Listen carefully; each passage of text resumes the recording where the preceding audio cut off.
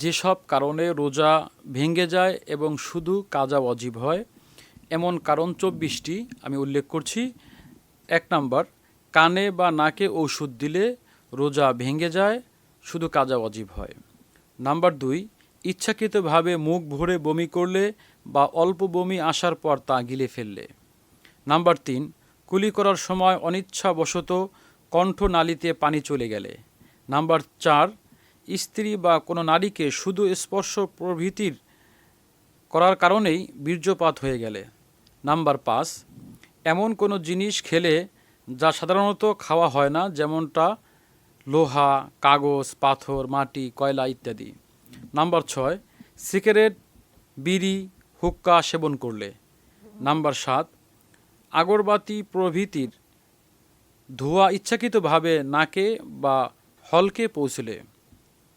Number 8, ভুলে পানাহার করার পর রোজা ভেঙে গেছে মনে করে আবার ইচ্ছাকৃতভাবে কোনো কিছু পানাহার করলে।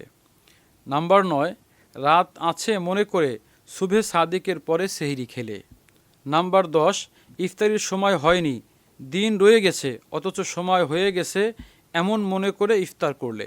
নাম্বার 11, দুপুরের পর রোজার নিয়ত করলে। নাম্বার 12, দাঁত দিয়ে রক্ত বের হলে তা যদি থুতুর চেয়ে পরিমাণে বেশি হয় এবং কণ্ঠনালীর নিচে চলে যায়। নাম্বার 13, কেউ জোরপূর্বক রোজাদারের মুখে কোনো কিছু দিলে এবং তা কণ্ঠনালীতে চলে গেলে।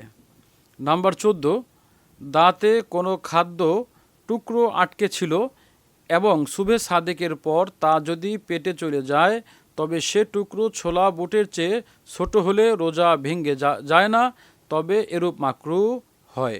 কিন্তু মুখ থেকে বের করার পর গিলে ফেললে তা যতই ছোট হোক না কেন রোজা ভেঙে যাবে। নাম্বার 15, হস্তমৈথুন করলে যদি বীর্যপাত হয়। নাম্বার 16, পেশাবের রাস্তায় বা স্ত্রীর যোনিতে কোনো ঔষধ প্রবেশ করালে।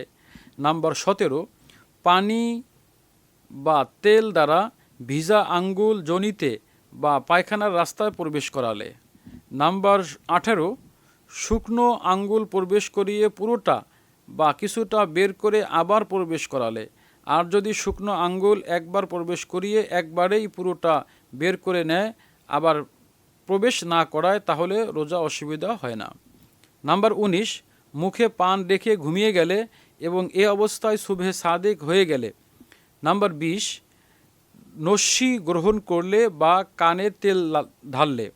নাম্বার 21, কেউ রোজার নিয়তই যদি না করে তাহলেও শুধু কাজা ওয়াজিব হয়। নাম্বার 22, স্ত্রীর বেহুশ থাকা অবস্থায় কিংবা বেখবর ঘুমন্ত অবস্থায় তার সাথে সহবাস হলে ওই স্ত্রীর উপর শুধু কাজা ওয়াজিব হয়। নাম্বার 23, রমজান ব্যতীত অন্য নফল রোজা ভঙ্গ হলে শুধু কাজা ওয়াজিব হয়। নাম্বার 24, এক দেশে রোজা অবস্থায়।